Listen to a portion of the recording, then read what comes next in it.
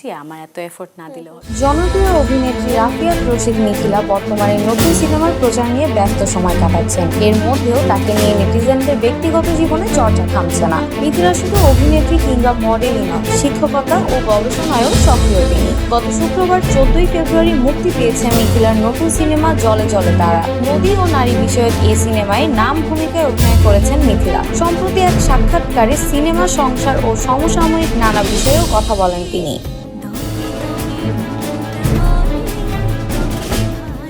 জলে জলে তারাতে অভিনয় প্রসঙ্গে মিথিলা বলেন, গত 5 বছরে আমি যে ধরনের চরিত্র করেছি সেগুলো থেকে নিজেকে আলাদা করার চেষ্টা করেছি, নিজেকে নতুনভাবে আবিষ্কারের চেষ্টা করেছি। এই তারা চরিত্রটা আমার অভিনয় জীবনে একটা নতুন সংযোজন। আমার জন্য বেশ চ্যালেঞ্জিং ছিল চরিত্রটি ফুটিয়ে তুলতে।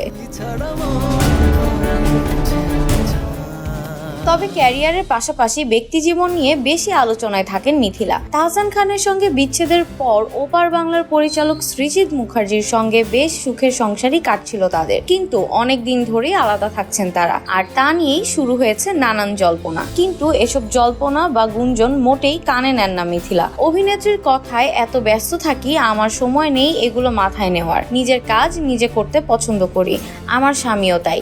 যারা কাজের মানুষ তারা ঠিকই বোঝে, তারা নিজের কাজ নিয়ে ব্যস্ত থাকে, অন্যের কাজেও ঝামেলা করে না। মিথিলা বলেন, যাদের কোনো কাজ নেই তারাই সারাক্ষণ এসব নিয়ে মেতে থাকে। মানুষ কি ভাবছে সেগুলো নিয়ে আমি কখনোই চিন্তিত না। আমার পরিবার, সন্তান, আশেপাশের মানুষগুলোই আমার সাপোর্ট সিস্টেম, তারা সবাই আমাকে বোঝে। এর আগে মিথিলা তাহসানের বিয়ে নিয়ে প্রশ্নের মুখে পড়েন, যেখানে তিনি বলেন, বিয়ে নিয়ে আমার কিছুই বলার নেই, এটা নিয়ে কথা বলতেও চাই না, এটা যার যার ব্যক্তিগত বিষয়। এটা আমারও কোনো ব্যক্তিগত বিষয় না যে আমি কথা বলবো। যার জীবনের ঘটনা, এটা তার ব্যক্তিগত বিষয়, এখানে আমার কিছুই বলার থাকতে পারে না। তবে তাহসানের বিয়ের আগে মিথিলা এক সাক্ষাৎকারে বলেছিলেন, বিচ্ছেদ হয়ে গেলেও তাহসানের সঙ্গে তার বন্ধুত্ব রয়েছে। অভিনেত্রী মনে করেন, সন্তান থাকলে তার স্বার্থ আগে দেখতে হবে, সন্তানের মানসিক স্বাস্থ্য সবার আগে।